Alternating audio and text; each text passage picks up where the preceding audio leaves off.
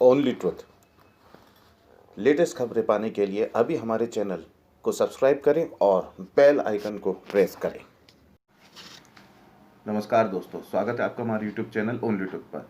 नई दिल्ली मेट्रो के सफर में आज एक और नई सौगात जुड़ रही है। प्रधानमंत्री नरेंद्र मोदी ने सोमवार को देश की पहली ड्राइवरलेस मेट्रो को हरी झंडी दिखाई है।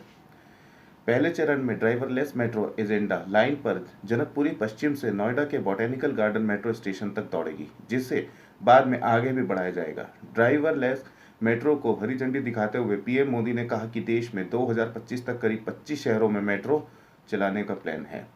ड्राइवरलेस मेट्रो को हरी झंडी दिखाते हुए प्रधानमंत्री नरेंद्र मोदी ने कहा कि आज से 3 साल पहले मेजेंटा लाइन की शुरुआत हुई थी। अब इसी लाइन पर ड्राइवरलेस मेट्रो की शुरुआत हो रही है। पीएम मोदी ने कहा कि भविष्यों की जरूरत के लिए देश काम कर रहा है। पीएम मोदी ने कहा कि कुछ वक्त पहले तक भ्रम की स्थिति बनी रहती थी, लेकिन कोई भविष्य की तैयारी नहीं थी, जिसके कारण शहरी इंफ्रास्ट्रक्चर की मांग और पूर्ति में काफी अंतर आया। शहरीकरण को चुनौती न माना जाए और अवसर के तौर पर इस्तेमाल किया जाए। पीएम मोदी ने कहा कि कुछ वक्त पहले तक भ्रम की स्थिति बनी रहती थी, लेकिन कोई भविष्य की तैयारी नहीं थी।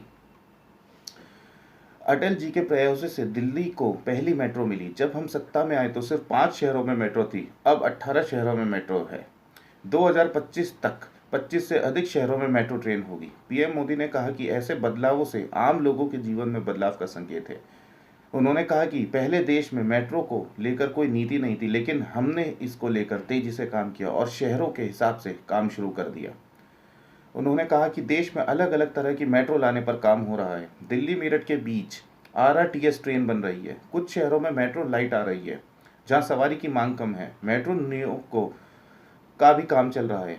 पीएम मोदी ने बताया कि वाटर मेट्रो पर भी काम हो रहा है, जहां बड़ी वाटर बॉडी है उन्हें उनसे जोड़ा जाएगा। कोची में इसका काम तेजी से आगे बढ़ रहा है।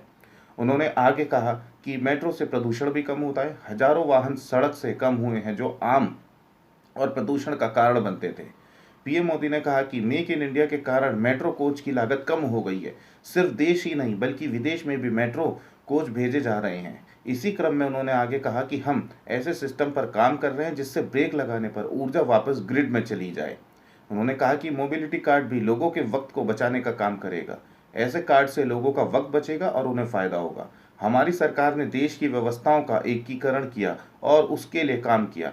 One nation one FASTag, one nation one tax, one nation one power grid, one nation one gas grid, one nation one health insurance scheme, one nation one ration card, one nation one agriculture market की दिशा में आगे बढ़ रहा है।